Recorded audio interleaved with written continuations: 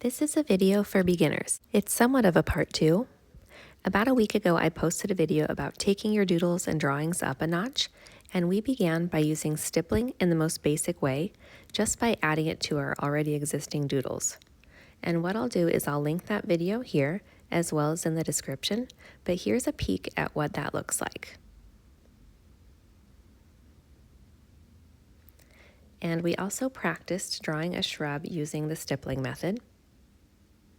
And so today is going to look a little bit similar, but instead of stippling, we're going to be easing into hatching. So once again, we're going to begin with a handful of existing doodles.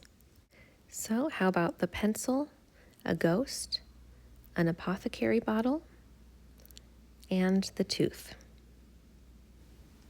And I'll be using a black Micron Fine liner, size 005. The tip size is 2 millimeters. So these are the doodles that we're already comfortable scribbling onto scratch paper when we're bored. Here they are in their most basic forms. And I'm going to copy them again on the right, but this time, let's imagine we have a light hanging somewhere over to the right of our paper. And we're going to be adding short hatch marks along the left edge of our drawing to show that the left side is not receiving the same amount of light as the opposite side. All right, here we go. So nothing fancy, nothing scary, just short little lines. Take your time and work your way all the way to the bottom. Okay, so that was easy enough. Let's move on to the apothecary bottle. I'm going to copy what we already have, and then again, I'll be adding some hatching along the left. And you may have noticed that we already have what looks like hatching going on with the lid, so this one is going to be a breeze.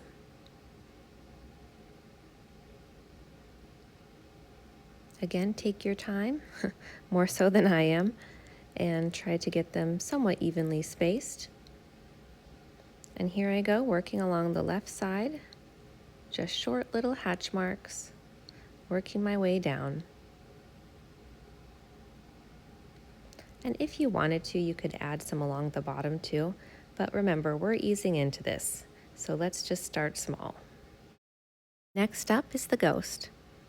And I hope you'll try this on your own doodles. Once you feel comfortable with these lines, you can crank it up a little more. You can vary not only the lengths of your lines, but also how far apart they are. And the closer together you make your lines, the darker value you'll create. So here we go, once again, just along the left.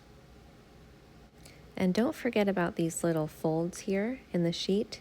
We need to put hash marks on the left side of those as well.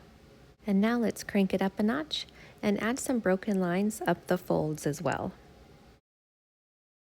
And last, we have the tooth. So I don't know about you, but I'm always more nervous to add hatching than stippling. Stippling can be done in small quantities, just a couple dots here and there, in subtle ways, but adding lines can feel like too much if you aren't confident in how to use them. At least that's how I often feel. And that's one reason why I like using this extra fine tip pen. It's not as scary as a thick, bold pen. All right, so for the tooth, we're going to go right along the left, just like before. And then let's move on to this little divot. And do you see how I'm keeping the lines consistent with the slope of the tooth? And I know that the underside will also be lacking light, so I'm going to add some hatch lines there, as well as under this big bump on the right side.